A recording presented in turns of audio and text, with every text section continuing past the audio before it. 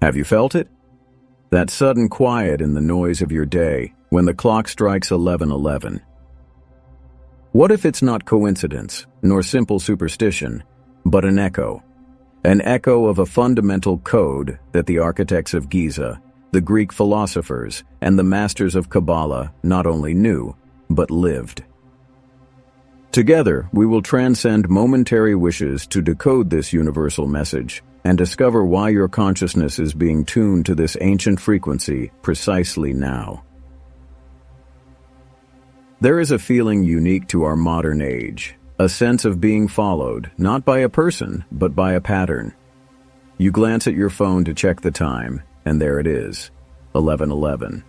You order a coffee, and your total is $11.11. It appears so often that it begins to feel intentional, a quiet message threaded through the fabric of your life. This experience connects us to one of the most fundamental human impulses, the search for meaning in the midst of chaos. We are pattern-seeking beings, trying to hear a melody in the midst of noise, but the explanations we are often given for this specific pattern can feel incomplete. They scratch the surface of a mystery we feel runs much, much deeper. So we must ask the question differently. What if this isn't a new trend, born of digital clocks and online forums? What if it's the rediscovery of one of humanity's oldest archetypes? Modern neuroscience gives us a clue with a concept called the reticular activating system, or RAS. Think of it as the brain's filtering mechanism, the gatekeeper of your attention. When you decide you want to buy a certain model of car, you suddenly start seeing it everywhere. Your brain is not creating those cars, it is simply allowing them through the filter of your perception because you have deemed them important. Science explains the how of our brain's tuning. But what if ancient wisdom explains the what we are tuning into? Herein lies the mystery. What if the RS is just the radio receiver, and 11:11 is the broadcast coming from a station that is very, very old? What if it is not your mind seeking the pattern, but the pattern seeking your mind to awaken something within you? Our journey begins not in the digital age, but in the sun-drenched hills of ancient Greece, with the enigmatic thinker Pythagoras. For him and his followers, the universe was not a random collection of matter. It was a cosmos, a living, breathing, ordered whole, held together by the silent power of music and mathematics. They believed that numbers were not just symbols for counting, they were the very vibrations that formed the soul of reality. Within this vibrational worldview, most numbers were straightforward, but some they taught were different. They held a higher potential. They called them master numbers. The numbers 11 and 22 were chief among them. They were not to be reduced. They held their own unique frequency. To understand this, let us move past simple metaphors of steps or ladders and consider a more resonant image, a tuning fork. Think of the number 1 as a single tine of a tuning fork. It represents the self, the individual, a single note. The number 2 represents 2 separate tines, duality, partnership. But the master number 11 is something else entirely. It is not 2 separate things. It is a single, complete instrument with 2 tines. When struck, it doesn't produce 2 distinct notes, but one powerful, unified wave of resonance. That resonance is the frequency of intuition, of revelation, of insight that seems to come from beyond the rational mind. The number 11 is the soul's tuning fork, the vibration that perfectly harmonizes the personal self with the universal self. This wasn't just abstract philosophy. The Pythagoreans held a sacred symbol, the tetractys, a triangle made of 10 points that represented the divine order of the cosmos. For them, the 10 points were the manifested world. But the 11th unspoken point was the monad, the single invisible source from which the 10 emerged. It was the transcendent unity that held it all together. The Greeks, then, gave us the key of soul resonance. But what happens when this vibration leads you to a door that the conventional maps insist does not exist? What if another great mystical tradition mapped all of reality into 10 distinct realms, but hid the 11th as its most profound and perhaps most transformative secret? Our journey now takes us from the open-air discussions of Greece into the quiet, candlelit studies where the mystical tradition of Kabbalah was born. Here too we find a map of consciousness, a guide to the cosmos known as the Tree of Life. It depicts 10 divine spheres, or sephira, which are the fundamental qualities through which the infinite creator manifests reality. Wisdom, understanding, mercy, judgment. These are the realms of our inner and outer worlds. But like all true maps of the soul, there is a hidden territory, a place not officially counted among the 10. It is a state of being known as Dot, which translates simply to knowledge. It is often called the 11th phantom sphere. It is not a place you can travel to, but a portal you must become. It rests in the center of the tree, hovering over a great empty space known as the abyss. To understand its power, imagine the Tree of Life as a map of a great mountain. You can follow the 10 safe, well-trodden paths to make your ascent. Dot, however, is not a path. It is the act of leaping from a cliff, trusting that you will learn to fly on the way down. It represents a different kind of knowing, one that transcends intellectual study. It is why it is considered so potent. It requires the total surrender of intellectual certainty to gain the wisdom of direct, unmediated experience. And this reveals the very heart of the 1111 message from the Kabbalistic perspective. To see this number is to receive an invitation from the deepest part of your being to take that leap. It is a sign that you possess the strength to unite your logical, everyday mind, the first one, with your transcendent intuition, the second one. It is the universe whispering that you are ready to access a form of knowledge that cannot be read in a book, but must be lived into existence.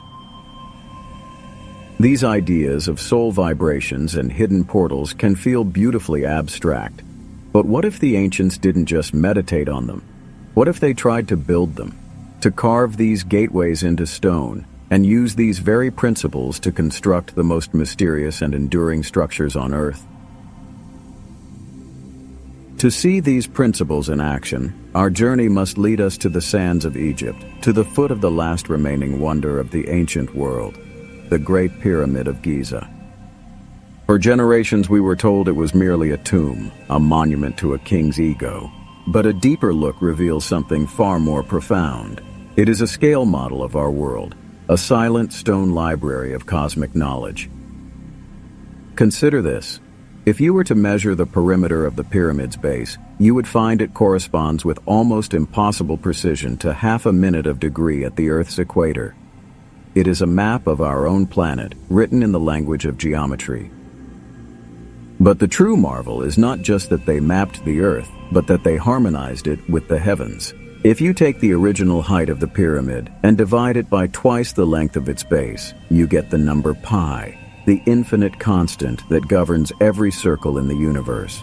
The precision is so staggering that it defies all conventional explanations of the tools and knowledge available at the time. So how did they achieve this? How did they encode the harmony of the cosmos into stone? Here we find our number, not as a random detail, but as a fundamental key to the entire design. Modern researchers of sacred geometry like Robert Grant have illuminated a core principle in the pyramid's construction: the recurring proportion of 11:7. This ratio, 11.7, is the very foundation of the classic approximation of pi, which is 22 divided by 7. It appears the ancient architects used this specific ratio as a foundational code, a rule of harmony to embed celestial mathematics into a terrestrial structure. This reveals the pyramid's true purpose.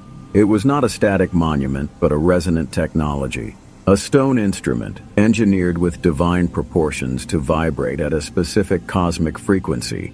It was designed to be a place where the veil between the physical and metaphysical worlds was purposefully thin, a chamber that could tune the consciousness of those within it to the silent, structural harmony of the universe.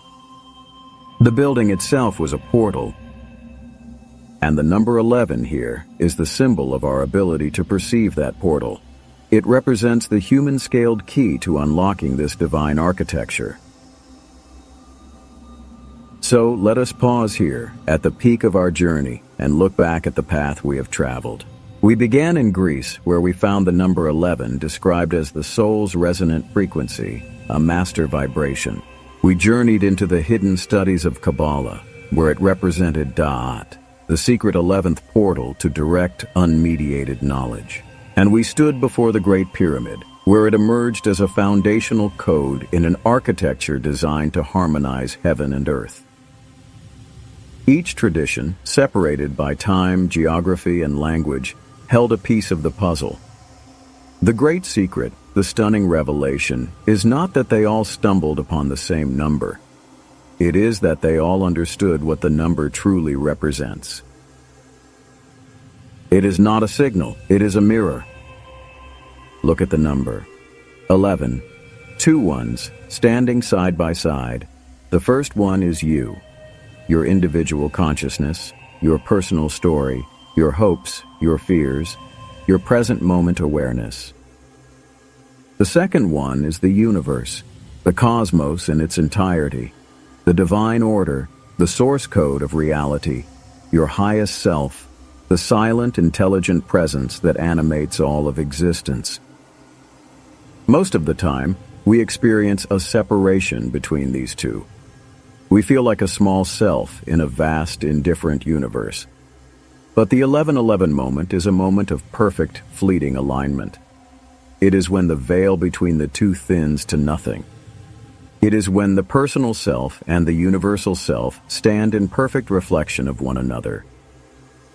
This changes everything. You are not seeing a random sign sent from an external universe.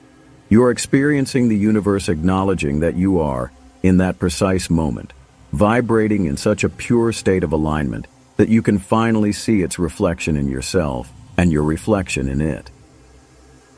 It is a moment of cosmic recognition, a silent nod from the entirety of existence.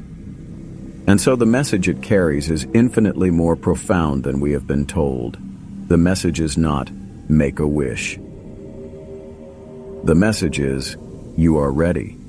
The message is, the thought you are thinking, the feeling you are feeling, the path you are on right now, is in perfect resonance with the deepest truth of your soul's journey. Pay attention. Ancient knowledge is fascinating, but it is useless if it remains trapped in the past, like a relic in a museum. The true value of this discovery is not in knowing what 11:11 meant to the ancients, but in understanding how to use it now in your own life. How do we turn this cosmic mirror into a practical tool? We do it with a practice, not a complex ritual, but a simple 30-second shift in awareness. Let us call it the resonance check. The next time you see 11:11, I invite you to try this. Pause. Just for a moment, take a single, conscious breath. Instead of sending a wish outward into the future, turn your attention inward to the immediate present. Place a hand on your heart if it helps you feel centered. And then ask your own deepest intelligence a simple question. Silently ask yourself, what truth about myself or my path is trying to emerge in this exact moment? Do not search for a complex intellectual answer. The mind will want to analyze and dissect. Let it be quiet. Instead, listen for the very first thing that arises in the space you have created. It may be a single word, a fleeting image, a subtle feeling like peace or urgency, a quiet sense of knowing. Trust whatever comes. This simple act transforms a passive, random event into a powerful, active tool of self-awareness. You are no longer just an observer of the sign. You are a participant in the message. The 11:11 becomes your personal compass, a micro moment of pure clarity, always pointing you back to your own true north, to the place where your growth is happening right now.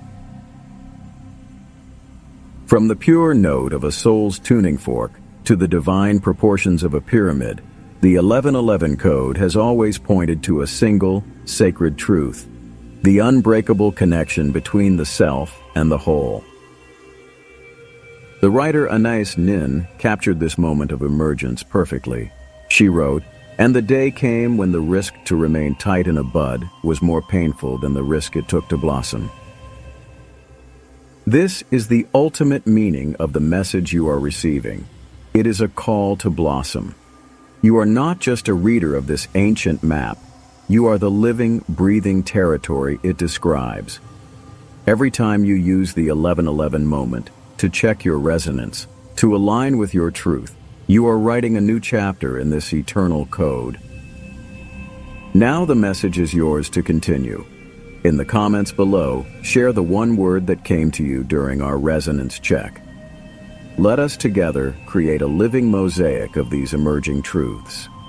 And if you feel ready to decode more of life's great mysteries, subscribe and join our quest here at Mystic Sages.